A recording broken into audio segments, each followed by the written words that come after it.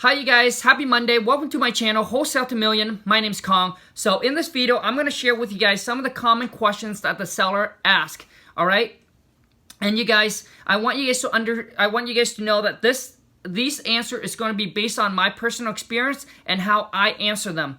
So you take whatever it's good, and whatever it's not good or whatever you don't like, just throw it away. But take whatever it's good, okay? So it doesn't have to be exactly like this. These are just answer that I come back and how I answer these questions when the seller calls in, all right? Or we call the seller. And these are the questions that sometimes the seller will ask you, to ask you. So, and I want you guys to also understand that, as I was sharing with you guys in my other video, always represent yourself as part of the company, as an employee of the company, as a team of the company, not the actual owner, not the actual person that's going to negotiate with them, not the actual person that's going to buy the property, all right? Because it's so much easier to talk and negotiate with the seller, trust me. So, I always represent myself as part of the team or part of the company, all right? Now let's get right into it and start with question number 1. And you guys, it doesn't have to be in these orders. These are just some questions that we get from seller. All right. So the number 1 is like, what's your offer? So let's just say that they called in and you pick up the phone, you guys start talking, and they don't want to go further. They just want to know what you have to offer or what's your offer. And I typically come back and said, let's just say the seller is Bob. I say, hey Bob, before we can determine how much we can buy or how much we can offer or how much we can buy your property for, there is some question I need to ask you regarding the property, all right? Regarding the property, so that way we can best, make you a fair and intelligent offer and as quickly as possible. Is that okay? Right? So that's what I would come back and ask them. Now, I know some of these questions, you guys, might be a little bit longer, so you guys might have to rewind it, might have to pause it, but do whatever you need to do to take notes, all right, on the one that you like. Number 2 is, how can you make me an offer without seeing the property? Now, since we are wholesaling virtually, where we don't see the seller, we don't see the property, and we don't see the buyer, we're able to close all these transactions virtually, all done over the phone. And that's one of the questions the seller's going to ask is, how can you make me an offer without ever seeing the property? And this is how I typically come back is I said, hey Bob, so basically how we're going to determine what to offer on your property is that we're going to pull all the comparables that is similar to your property in square footage, in size, in conditions, in age. And then we're going to take into considerations on, what kind of condition the property's in, what the value of the property now. And then, so based on that information, we'll be able to construct you an offer. We'll be able to construct you an offer without physically going out there to see it. And the reason why we don't go out there to see it first, Bob, is because, we don't want to waste your time or our time. So before we can come together to an agreement on a price that works for you and for us, then we would not send someone out there to look at the property because we don't want to waste your time or our time. Does that make sense? All right? And if they say yes, great. If they say no, that doesn't make sense, I want you guys to go out to see the property first and things like that. And you can always tell them, Bob, so what it is that we hope that you can be honest to us on the condition of the property, etc. And, based on the information, we should be able to construct you a pretty fair and intelligent offer based on those information. But, typically we don't send someone out there to view the property unless we can get into an agreement on a price first. All right, so that's what I come back and, I want to reassure them that if we can't come together to an agreement, if we don't have a purchase and sale agreement signed, then we would not spend the time to go out there to look at the property. All right. And typically when we say that, when we say that, the seller understands and they typically are okay with it. Now, if they're not okay with it at all, they're like, no, I want you guys to go out and see it. Otherwise, I'm not going to, I don't want to bother with this. Then you just have to, at that time, you have to decide if that's something you want to do or not, that you wanted to send someone out, that you want to go out. Maybe you were virtually wholesaling in another states. So it's, you know, when I first started too, is that I have to shift my mindset instead of going meet sellers where I waste an hour, 2 hours of my time, go out there, meet up with them, and still haven't got the contract signed yet, and I come back empty-handed.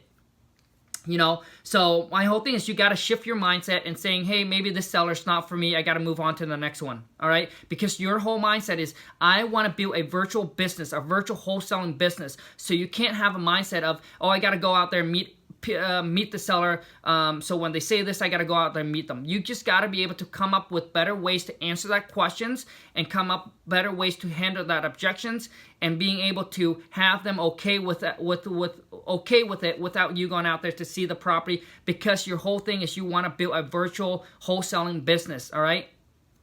So that's typically what I tell them, is that we, as you know, if we don't come together to an agreement, then we don't send anyone out there. And then based on the information you've given us, you know, and if we send someone out there to verify, to make sure everything is correct, then there's really no reason why we couldn't move forward to closing.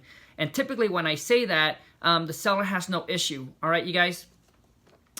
Now, and I know that answer can be very long, so hopefully you guys will pick out something from there that works, that you like, and then just, you know, trying to create it and then put into your own word. All right.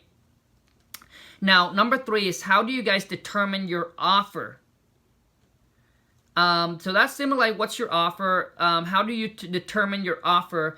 And it's this, you know, that's when we say, hey, you know, so we pull all the local, we pull all the comparables within the last 30, you know, within the last 3 to 9 months or 6 to 9 months.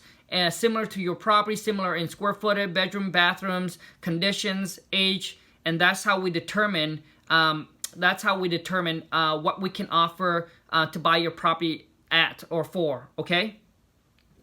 Now, number 4 is, I don't want this to be a scam. So a lot of times we do this over the phone. So the seller will call and be like, oh, I don't know, this sounds a little scammy, etc. And I would come back and said, Bob, I can understand that is one of your concern, but I just want to let you know that you can go ahead and check out our website. We do have a website, a Facebook page. So this is when it's good that you guys have a Facebook page or a website handy, that you have testimonial from you know, sellers that you have closed and deal with.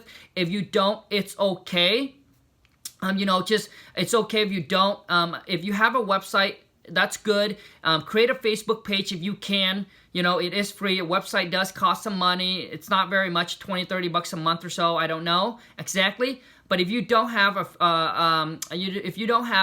website, you know, start a Facebook page or so. If you don't have any of that, it's okay. Tell them that we are going to close with a local title, you know, with the title company. So they will make sure that all the paperwork is done properly, so that way you're protected and we're protected. Okay, Bob, you're going to get the money that we agreed upon, and we as a buyer are going to get our clear title. And they are the third party that's going to make sure that all the transactions and make sure that all the paperwork is done properly. So when you come to the closing table, and if the paperwork or if the price that we agreed upon doesn't match, or the price that you're supposed to walk away doesn't match, at that time, Bob, you don't have to sign the final paperwork to close on your property, and that's just going to cost us time and money. All right. So when you tell them that, they typically will put their guard down and they're going to be okay. All right, you guys. Number 5 is, I'm not going to give my house away. Right? That's a common question where they think, oh, investor, they're going to come in here and try to buy for dirt cheap. And so they're going to say, well, I'm not going to give my house away. And I typically come back and say, well, Bob, I don't want you to give your house away either. I don't think anybody should give their house away. But what it is, Bob, we want to be able to create a win-win with you. We want to make sure, you know, I'm sure that if the price wasn't right for you, you wouldn't sell it. And if we can't have the price make sense for us, then we wouldn't buy it. So hopefully together, we can come together to an agreement on a fair price that works for you and for us, okay? So that's how I would answer that questions. Number 7 is, what do you guys do after you guys buy it? And that's what they want to know. And I would say, so there's two things that we would do after we buy it. Is that we go in, we do any repairs and any updates that the house is gonna need, and then we're gonna resell it, or we're gonna fix it and update it, and then we're gonna rent it out. So typically that's what we do. All right. Now, number 8 is how long can I stay after we close, or how much time do I have after we close? And this is going to be really depend, and you want to make sure that your buyer is protected as well, all right? So this is the time where you're going to ask the seller, and you're going to say, well, Mr. Seller or Mrs. Seller, since we are going to pay cash, we can pretty much close on the date of your choice. So if you need to close 30 days out, we can set the closing date to be 30 days out, 60 days out, 90 days out, whenever that is that you're ready to move, okay? Now, if they say that, hey, you know what, I want to close sooner, I want to close within the next 30 days, and then I want to have an extra 30 days to vacate after that, to move out after that because I need the money right now, then you said, okay, no, not a problem at all. We can certainly do that, but what we need to do is we need to hold back at least $5,000 or $10,000 or so at the closing in escrow to make sure that you are going to move out after we close this. Okay, so we're going to give you that extra 30 days, but we're going to hold $5,000 to $10,000 in escrow, which means the title company is going to hold that in escrow, and then once you have completely moved, and then that money will be released to you. Is that okay? And that is just make sure that we are, as a buyer, that we're protected, because we don't have to turn around and have to go through the eviction process, and we bend down that path, and it's a lot of headaches and it's a lot of stress on us. So when you say that, typically you guys, most seller will be okay because they understand, okay? Now, the next one is number 9. Is you ask them, oh well, can I get the property of the can I get the address of the property that you're calling in? And they'll be like, well, you're the one who sent me the letter. You should know the property address. And that's when that's when I come back and said, well, Bob, to be quite honest with you, we do send out quite a bit of these letters. So could you, so I don't exactly know what your property address is. So would you be able to share that with me? All right. And if they say, oh no, you guys know what, you guys just sending out a bunch of these letters, so you guys are basically just fishing and trying to buy some cheap property. Sorry, no thank you. And then they just hang up. Or they would be like, so you're telling me that you send out a lot of these letters. So what exactly do you guys do, and what kind of, so how do you determine what property to buy? Sometimes they come back like that. And you would just like, as an investor, we do send out quite a bit of these letters. We don't know who's needing or wanting to sell and who's not. So this is the only way that we'd be able to reach out to those that is looking to sell, that is looking for a hassle-free way to sell their property, because we do buy property for cash and we can close quickly. And and then you want to come back and you said, so can I please get your address, right? So that's what we tell them. It's when they always say that, well, you sent me a letter, you should know my address. And you got to let them know that you sent quite a bit of these letters out, so you don't know exactly what address they're referring to.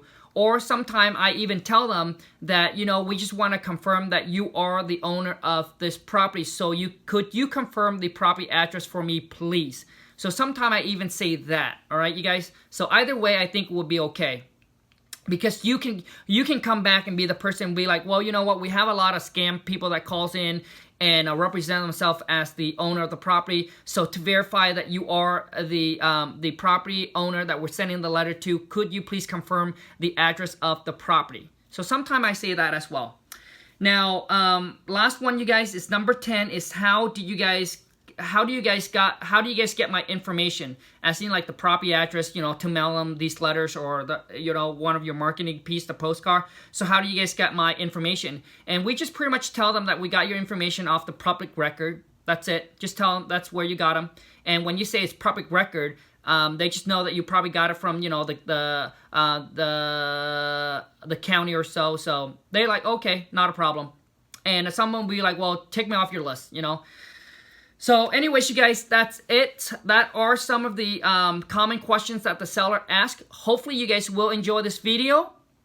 And if you have any other questions, or maybe you have any other questions that the seller asked that you don't know how to reply, or what's a good way to answer the question, drop me a comment below. I'll read through every single guys' your comment, and I'll do my best to answer them. And you guys remember, we are in this together. So for those of you who drop a comment, who ask, and if you guys end up reading some of these comments, feel free to answer them. Feel free to give them your feedback. Feel free to give them your opinion.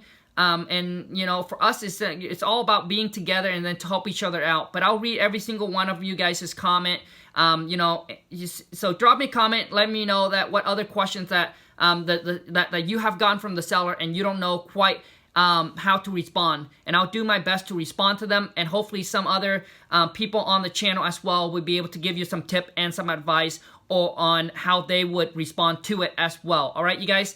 So thank you so much, you guys. I hope you guys enjoy that. If you do like it, please smash that thumbs up, so I know that you guys like it, and then I can come out with these are just a few. I can come out with another video with some more questions that the seller asked, and then giving you guys kind of how I respond back to them. Okay. So, and if you do have, and if you haven't subscribed, you guys, smash that subscribe button. Let me share and teach you guys everything about virtual wholesaling, all right? And sharing with you guys everything that I have learned and everything that I will be learning, so you guys can duplicate and go out there and create your own success, all right? Now, for those of you who have already subscribed, thank you so much to every single one of you guys that help the channel grow. And remember, you guys, don't forget to hit that bell notification, so that way when I upload a new video, and I try to upload one every single day if possible, and that way you guys don't miss out on any of it, all right? So, all right, you guys, thank you so much. Take care. I'll see you guys in the next video. Bye.